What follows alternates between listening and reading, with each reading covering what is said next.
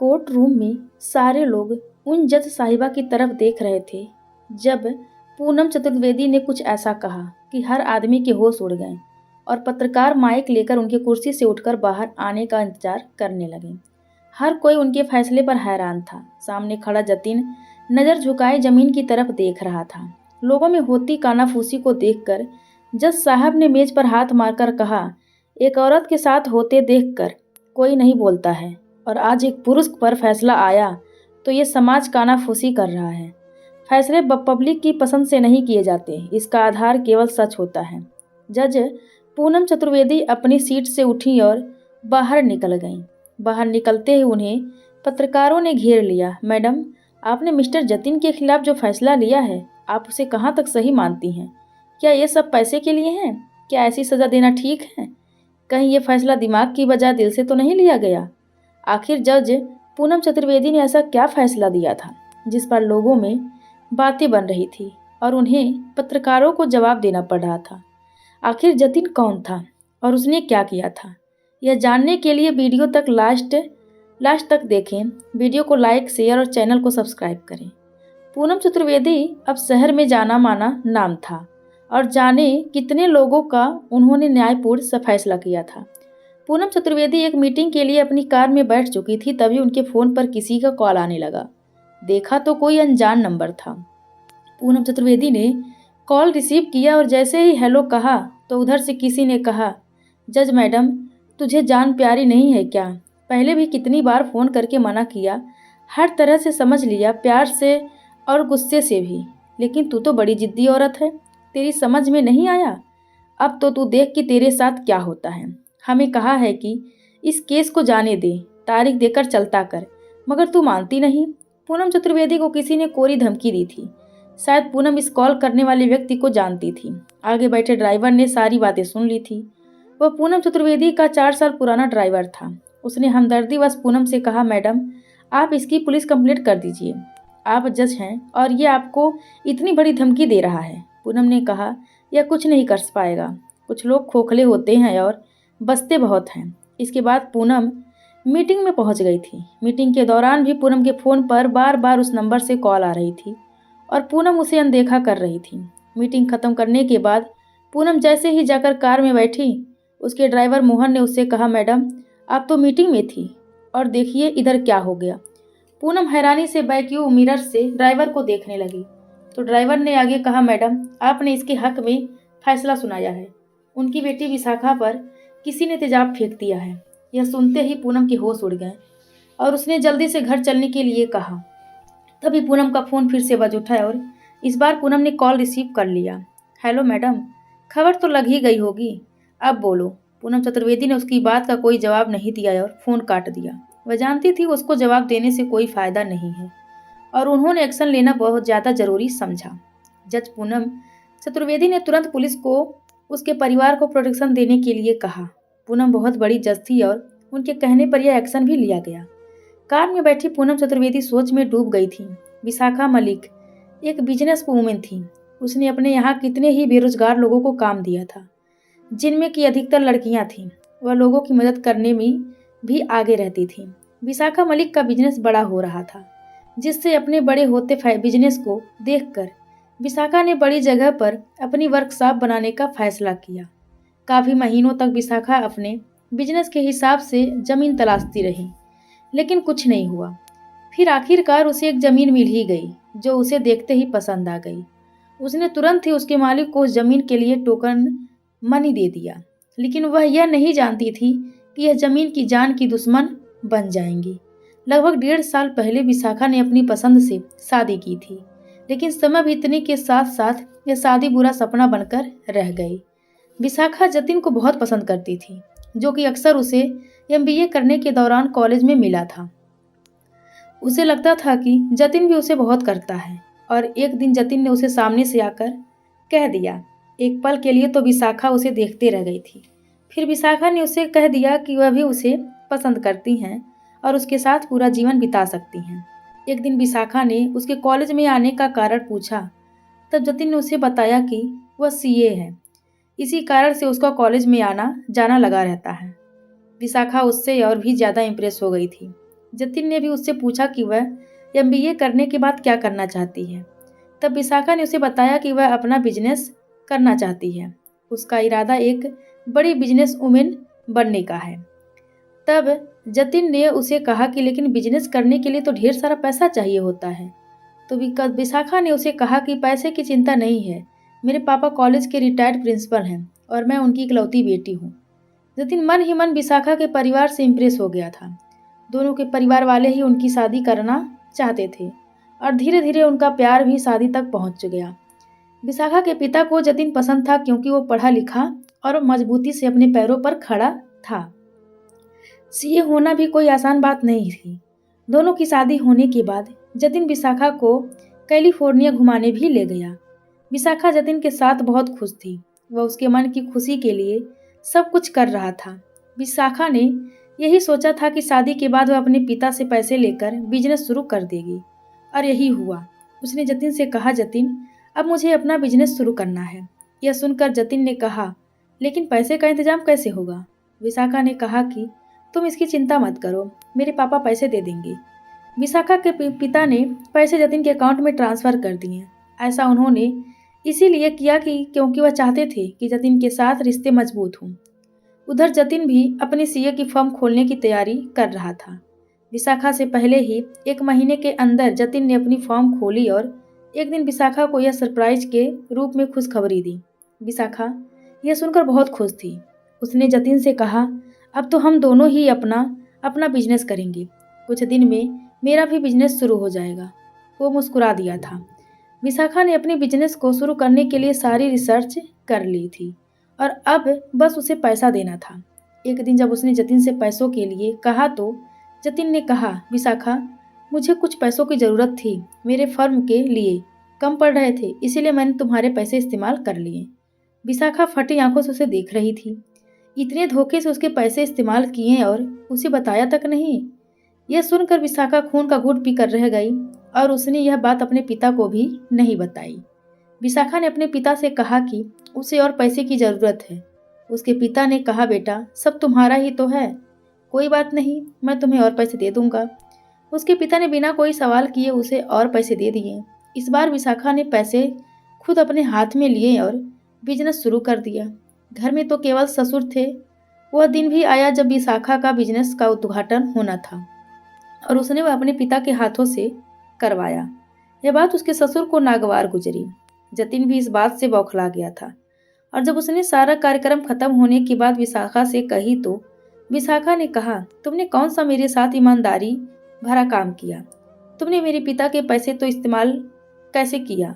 करने से पहले मुझे कुछ नहीं बताया था। मैंने अपने पिता को कुछ नहीं बताया क्योंकि तुम मेरे पति हो। जब मेरे पिता ने मेरे लिए दोबारा पैसे दिए तो उद्घाटन भी उनके ही हाथों से होना चाहिए था। यह मुफ्त का सामान मैं तुम्हारे पिता को क्यों देती? उन्होंने तो मुझे पैसे नहीं दिए ना। यह बात सुनकर जतिन तिलमिला कर रह गया।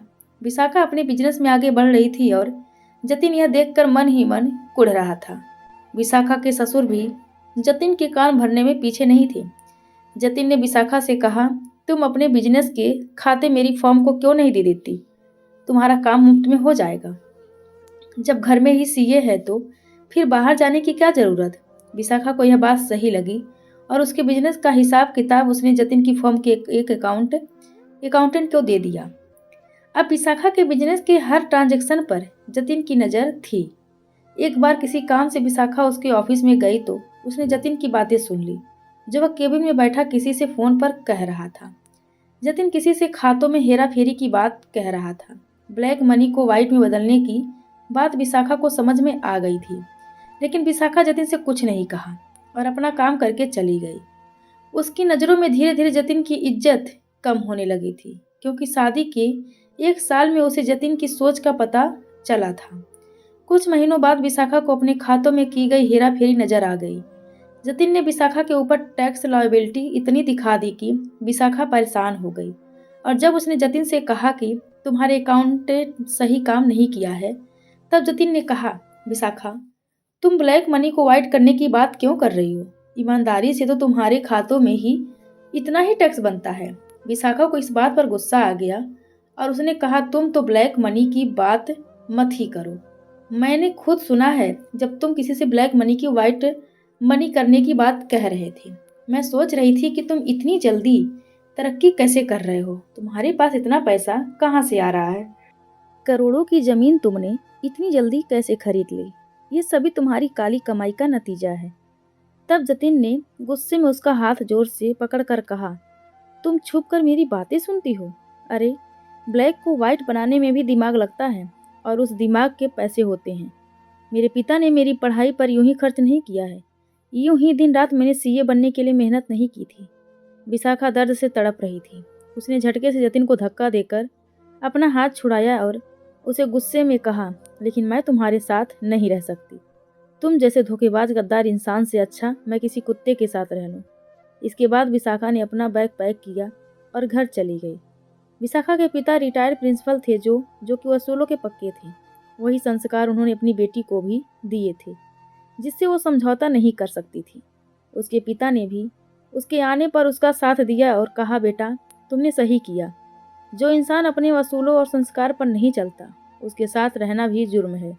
विशाखा ने जतिन पर धोखेबाजी का केस करते हुए उसे 420 की धारा लगवाई और अपने पिता के पैसे और शादी में हुए खर्च की मांग की। जतिन इस सबसे बौखला गया था। उसने सोचा नहीं था कि विशाखा को उसके बारे में यह सब इस तरह पता चल जाएगा। जतिन के दो चेहरे थे जो वह विशाखा से छुपा रहा था। कोर्ट में केस दायर होने के बाद विशाखा जब भी कोर्ट जाती तो वहां जतिन नहीं पहुंचता और हर महीने उसका समय बेकार हो जाता।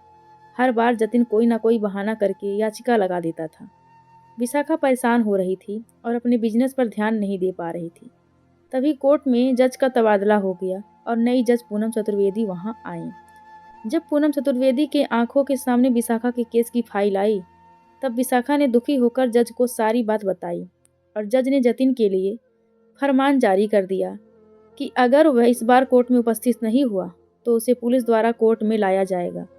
जतिन को जब यह नोटिस मिला तब वह हैरान था, क्योंकि अब तक किसी जज ने उसे यह नोटिस नहीं दिया था।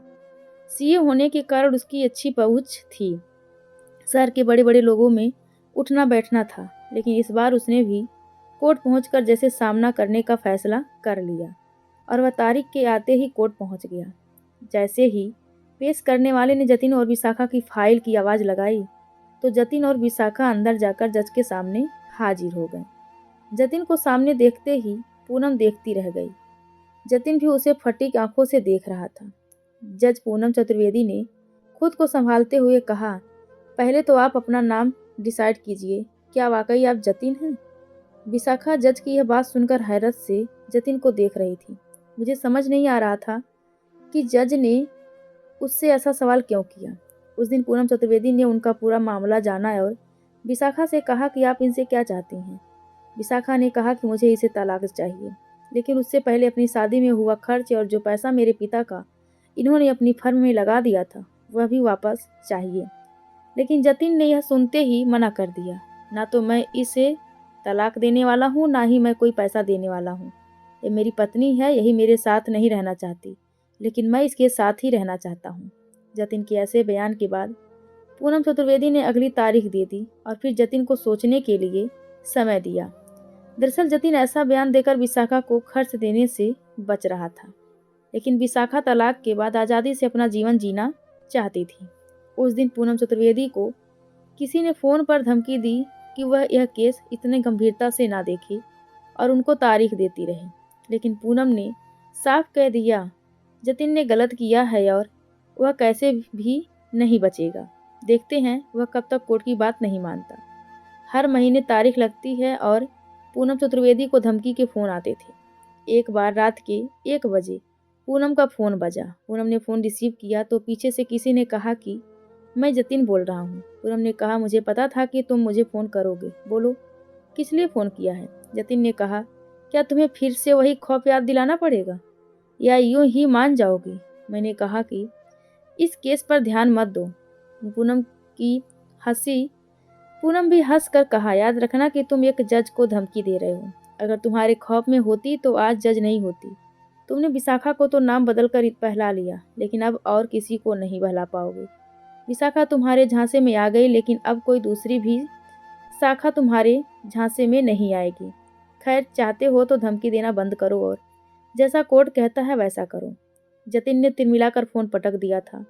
इतनी रात को जतिन से बात करके पूनम की नींद ही उड़ गई थी। वह अपने जीवन के बीते दिनों को याद करने लगी थी, जब वह बहुत कुछ करना चाहती थी और उसके पैरों को जंजीरों से बांध दिया गया था। पूनम चतुर्वेदी एक स्टेनो की बेटी थी। उनके पिता राकेश चतुर्वेदी एक ऑफिस में स्टोने थे। पूनम के अलावा उनकी एक और बेटी थी जो पूनम से बड़ी थी। बड़ी बेटी की शादी हो चुकी थी और वह भारत से बाहर विदेश में रहती थी। राकेश जी का एक ही सपना था और वह था अपनी बेटी को एक बड़ा वकील बनाना। तनख्वाह तो कोई इतनी बड़ी नहीं थी, लेकिन वो अपनी बेटी की पढ़ाई पूरी कराने में जुटे थे। पूनम ने एलएलबी की पढ़ाई शुरू कर दी थी, लेकिन किस्मत को कुछ और ही मंजूर था। पूनम की बीमार माँ अचानक भगवान को प्यारी हो गईं और राकेश जी अकेले हो गए। अपनी पत्नी की यादों से दुखी वह भी बीमार रहने लगे। इस कारण से उन्होंने पूनम के लिए लड़का देखना शुरू कर दिया। उनके दोस्त ने पंकज नाम का एक लड़का पूनम के लिए सुझाया। लड़का अपने पिता का बिजनेस संभालता था और साथ साथ चाहिए भी सीए की पढ़ाई कर रहा था। पंकज की माँ एक घरेलू सीधी साधी महिला थी, जिनका दिमागी संतुलन ठीक नहीं था। उनके बारे में राकेश जी को सब ठीक ठाक लगा, तो जल्दी ही वह उसके घर वालों से मिले और पूनम को भी दिखाया गया। पंकज को और उसके परिवार को पूनम पसंद थी। 3 महीने के अंदर ही शादी तय कर दी गई। शादी होने के बाद कुछ दिन ठीक चला, लेकिन उसके बाद पंकज के पिता ने पूनम से कहा कि वह अपने पिता से पैसे लाकर पंकज की पढ़ाई में मदद करे। पूनम जानती थी कि अब उसके पिता के पास कुछ नहीं है। वह उसकी माँ की बीमारी में काफ़ी पैसा लगा चुके हैं और उसकी शादी के बाद तो उनके पास कुछ नहीं बचा है। उसने अपने ससुर जी से यही बात कही तो ससुर जी तेवर दिखाते हुए बोले, तुम गरीबों की सच्चाई यही है कि तुम्हें लड़का अमीर चाहिए होता है और ऐश काटने के लिए उसका पैसा चाहिए होता है। जब तुम अपने घर से इसकी मदद के लिए पैसे नहीं ला सकती तो हमारे घर से 2 रोटी की उम्मीद क्यों करती हो। यह सुनकर पूनम के पैरों तले से जमीन निकल गई। उसने सपने में भी नहीं सोचा था कि ससुराल में उसे ऐसे ताने सुनने को मिलेंगे। कौन सा ससुर अपनी बहू से ऐसी बात करता है। सबसे दुख भरी बात यह थी कि पंकज अपने पिता के ऐसा कहने पर कुछ नहीं बोला था, और जब पूनम ने पंकज से कहा तो पंकज ने कहा, पापा सही कह रहे हैं। तुमने क्या सोचा था, यहाँ आकर ऐश करोगी? अरे ऐश के लिए कुछ करना भी पड़ता है। हमने तो कोई दहेज भी नहीं मांगा। अगर कुछ पैसा ले आओगी तो तुम्हारे पापा गरीब नहीं हो जाएंगे। अपने पति से ऐसे शब्द सुनकर पूनम का दिल जार जार हो रहा था। उसके लिए तो यह भी मुश्किल थी कि वह यह बातें अपने घर पिता से जाकर नहीं कह सकती थी। रोज उसके ससुर उससे कहा करते थे, तुम हमारे साथ खाना खाने क्यों बैठ जाती हो, जाकर रसोई में नीचे चटाई बिछाकर खाना खाओ। वह उसके साथ नौकरों जैसा सलूक करने लगे थे। पूनम बेचारी बिना कुछ कहे सब कुछ सह रही थी। एक दिन हद हो गई जब उसके ससुर ने सब्जी के जलने पर उसके हाथ को पकड़कर उसे थप्पड़ जड़ दिया।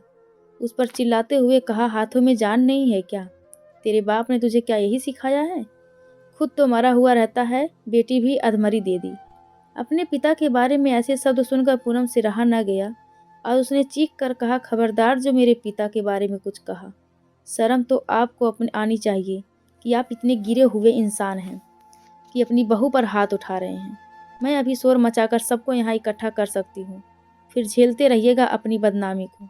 इसके बाद पंकज ने पूनम को जमीन पर धक्का दिया और कमर में से बेल्ट निकालकर उस पर अंधाधुंध वार करता गया। पूनम जोर जोर से चीख रही थी, छोड़ देने के लिए चिल्ला रही थी, लेकिन पंकज पर कोई असर नहीं पड़ रहा था। पीछे से पंकज के पिता कह रहे थे कि छोड़ना मत आज इसे। अपने पिता से एक चवन्नी लेकर नहीं आई और अकड़ तो देखो इसकी, बेटा आज इसको सीधा कर दे। बाप बेटा मिलकर बेगुनाह पूनम पर अत्याचार कर रहे थे। हमारे समाज में लड़के वाले लड़कियों से इस तरह क्यों पेश आते हैं? क्यों वह लड़की को कुछ भी कहने में अपनी शान समझते हैं? पूनम बहुत देर तक पंकज से पीटती रही और जब पंकज उसे पीठ पर थक गया तो उस पर बेल्ट फेंक कर कमरे में चला गया। पूनम किचन के बाहर जमीन पर पड़ी शरीर पर पड़े जख्मों के दर्द से कराह रही थी। उसकी आंखों से आंसू बह रहे थे और कोई पूछने वाला भी नहीं था। उसकी सास तो अपने कमरे में सो रही थी। पंकज के पिता उन्हें ऐसी दवाई दिया करते थे कि वह शाम को जल्दी सो जाती थी। रात को सबके सोने के बाद पूनम चुपके से दरवाज़ा खोलकर घर से बाहर निकल गई। पूनम वहाँ से सीधे अपने घर पहुंची और पिता के गले लगकर खूब रोई। उसने विदेश में ब्याही अपनी बड़ी बहन से भी बात की।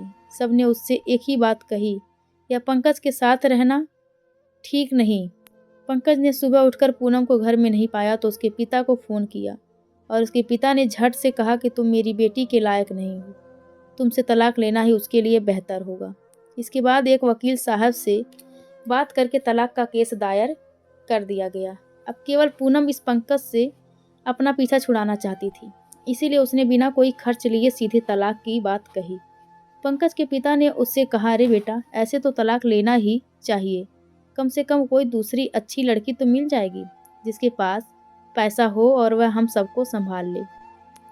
और इस सब के बाद पंकज और पूनम का तलाक हो गया। पूनम अपनी ज़िंदगी में आगे बढ़ गई थी और इसमें उसकी बड़ी बहन ने उसकी मदद की थी। पूनम ने एक छोटी सी नौकरी करके अपने पिता की मदद की और अपना LLB पूरा करके जूनियर सर्विस की परीक्षा भी उत्तीर्ण कर ली, जिसके बाद वह जज की कुर्सी तक पहुंच गई। वह उसे बहुत हैरान हुई थी जब उसके सामने विशाखा का पति जतिन पहुंचा था, क्योंकि यह जतिन नहीं पंकज था। पूनम की सारी बातें याद ही कर रही थी कि उसका फ़ोन पर कॉल आने लगा। यह फ़ोन कमिश्नर साहब का था। उनसे बात करने के बाद उन्होंने अपने ड्राइवर से एक अस्पताल चलने को कहा जहां पर विशाखा एडमिट थी। पूनम अस्पताल पहुंची तो डॉक्टर से उसे पता चला कि विशाखा का चेहरा बच गया है और तेजाब उसके शरीर के बाएं हिस्से पर गिरा है। किस्मत से बदन पर मोटे कपड़े होने के कारण तेजाब का असर उतना तेज नहीं हुआ है। पूनम चतुर्वेदी इस घटना के बाद अंदर ही अंदर जतिन और पंकज के लिए सजा तय कर रही थी। वह नहीं चाहती थी कि पंकज इससे आगे और कुछ कर पाए। तभी पूनम के फ़ोन पर फिर से जतिन का फ़ोन आया। उसने कहा, पूनम, अगर तुमने इस केस में कोर्ट कोई भी फैसला मेरे खिलाफ दिया तो मैं तुम्हारी और अपनी सच्चाई इस दुनिया के सामने रख दूंगा। सोच लो, तुम इतनी बड़ी जज हो, तुम्हारी इज्जत का क्या होगा। तो पूनम ने कहा, मैंने सुना है कि इज्जत तो तुम्हारी भी इस शहर में बहुत है। अब उस इज्जत की धज्जियां उड़वाने के लिए तैयार हो जाओ। मेरी फिक्र मत करो और एक बात सोच लेना कि मैं अपने ऑफिस में एक नोट लिख कर रख दिया है कि अगर मुझ पर कोई भी हमला हुआ या मुझे कुछ हुआ तो उसका जिम्मेदार तुम होगे। जतिन उसकी यह बात सुनकर मुट्ठी भींच कर रह गया था। पूनम वहाँ से निकली और ड्राइवर से कमिश्नर साहब के घर चलने को कहा। वहाँ जाकर उनसे सारी बातें करने के बाद कमिश्नर साहब ने कहा, पूनम अब तक की अपनी ऊंची पहुँच के कारण बच रहा था, लेकिन तुम्हारी जैसी जज हो तो कोई नहीं बच सकता। अगले दिन वारंट जारी करके जतिन को उसके घर से पुलिस द्वारा बुला लिया गया। आखिर कोर्ट में जतिन को हाजिर होना ही पड़ा, लेकिन जतिन ने कोर्ट में आते ही कहा, मुझे इस तरह यहाँ क्यों बुलवाया गया है। पूनम चतुर्वेदी ने कहा, तुम जैसे आदमी इस समाज पर बोझ हैं, जो धीरे धीरे समाज को खोखला कर रहे हैं। जानना चाहोगे कि तुमने क्या किया है। यह कहकर पूनम चतुर्वेदी ने जतिन के फ़ोन से दी गई धमकी की रिकॉर्डिंग कोर्ट में सुनवा दी। जतिन हक्का बक्का सा देख रहा था। पूनम ने आगे कहा, मिस्टर जतिन उर्फ पंकज, इतना हैरान होने की ज़रूरत नहीं है। चलिए आज दुनिया को बताते हैं कि यह धोखेबाजी आपने पहली बार नहीं की है और आपके अत्याचार सहने वाली विशाखा भी पहली औरत नहीं है। पहली औरत आप सबके सामने बैठी है जिसका नाम पूनम चतुर्वेदी है। ये सुनकर कोर्ट में सन्नाटा छा गया और सब हैरानी से एक दूसरे के चेहरे देखने लगे। मीडिया के पत्रकार माइक लेकर तुरंत एक्टिव हो गए और जज की कुर्सी पर से उठने का इंतजार करने लगे।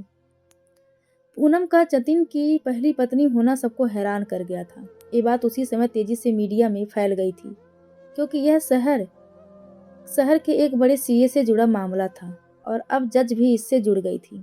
पूनम चतुर्वेदी ने कोर्ट में खुलकर बता दिया कि ये मिस्टर जतिन नहीं बल्कि पंकज हैं, जो पहले भी शादी कर चुका है। इसने एक दिन पहले विशाखा पर तेजाब डालकर उसे जान से मारने की कोशिश की है, लेकिन इस केस की खासियत यह होगी कि आज इस इंसान की पहली बीवी इसकी सज़ा मुकर्रर करेगी। मिस्टर पंकज को धोखेबाजी और झूठ बोलकर शादी करने के साथ ही विशाखा की जान लेने के लिए 14 साल की सज़ा सुनाई जाती है। इनकी सज़ा में कोई कमी नहीं की जाएगी। सज़ा कम करने के लिए दी जाने वाली याचिकाओं पर कोई सुनवाई नहीं होगी। और हाँ, इनकी फर्म के सभी खाते सील किए जाएं, सबका निरीक्षण किया जाए। मिस्टर पंकज ने एक नहीं 2 औरतों के साथ धोखेबाजी की है। इन्होंने समाज के सम्माननीय व्यक्ति एक जज को धमकी दी है। इनकी सज़ा में कोई रियायत नहीं होगी। अपना फैसला देकर जो पूनम चतुर्वेदी अपनी कुर्सी से उठकर कोर्ट के रूम से बाहर निकली तो बाहर खड़े पत्रकारों ने उन्हें घेर लिया। मैडम, आपने मिस्टर जतिन के खिलाफ जो फैसला लिया है आप उसे कहाँ तक सही मानती हैं? आपने जमानत तक की याचिका पहले से ही रद्द करने को कह दिया। क्या कोर्ट इतनी बेरहम होती है? और आपने कहा कि ये आपके पति हैं, कहीं ये फैसला आपने दिल से तो नहीं लिया? पूनम चतुर्वेदी ने आग बबूला होते हुए कहा, मैं एक जज हूँ और विशाखा एक पीड़िता थी। क्या एक पीड़ित को न्याय देना गलत है?